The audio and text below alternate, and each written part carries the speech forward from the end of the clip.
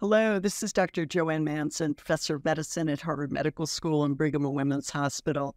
I'd like to talk with you about a recent report in Annals of Internal Medicine that assessed the prevalence of statin use according to sex, race, and ethnicity. The authors looked separately at statin use in primary and secondary prevention settings, and they made use of the NHANES National Survey data in order to have a representative sampling of Americans. They applied the ACC-AHA guidelines for statin use in order to look at appropriate use of statins for both primary and secondary prevention of CVD. Now, special strengths of the study were that they addressed several patient-specific factors as well as socioeconomic and health insurance-related factors.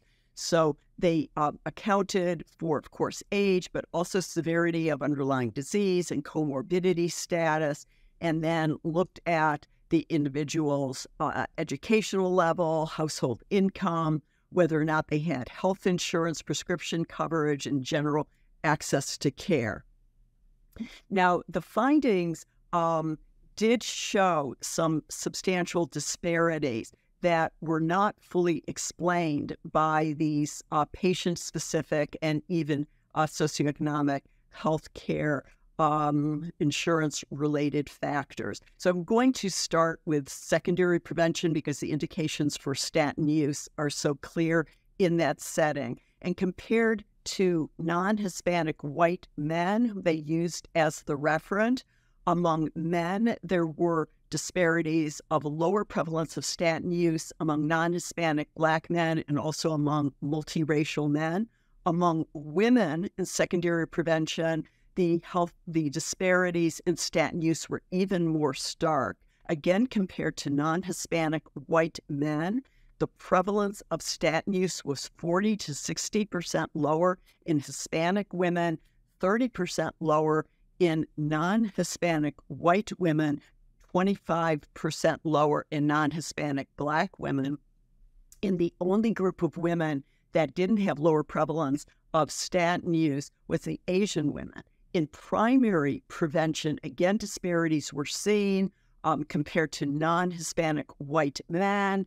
Non-Hispanic Black men in primary prevention had a 25% lower prevalence of statin use, and non-Mexican Hispanic women also had close to 25% lower use. So the authors concluded that these disparities were not fully explained by the patient-specific or even health insurance socioeconomic factors, and they proposed that an explanation might be bias, stereotyping, and even mistrust certain groups or marginalized groups, mistrust of the healthcare system.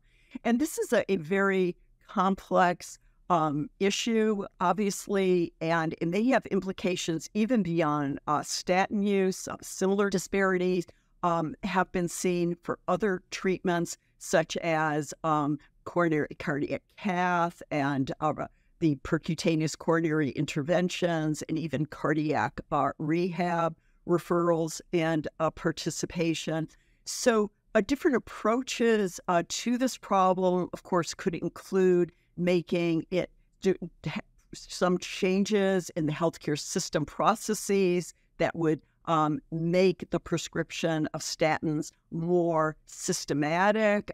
Patients who have certain indications, prompts to the clinician within the system, but also improving communication between clinicians and patients, such as more discussion with the patient about why the medication is being prescribed and why statins are so important, preventing cardiovascular disease, and asking the patient if they have concerns about the treatment, and also if the patient does develop certain symptoms or the muscle aches or other symptoms and wants to stop, just continuing that conversation, trying changes in dose or statin type, or even changing to another medication and following up on these issues at subsequent visits.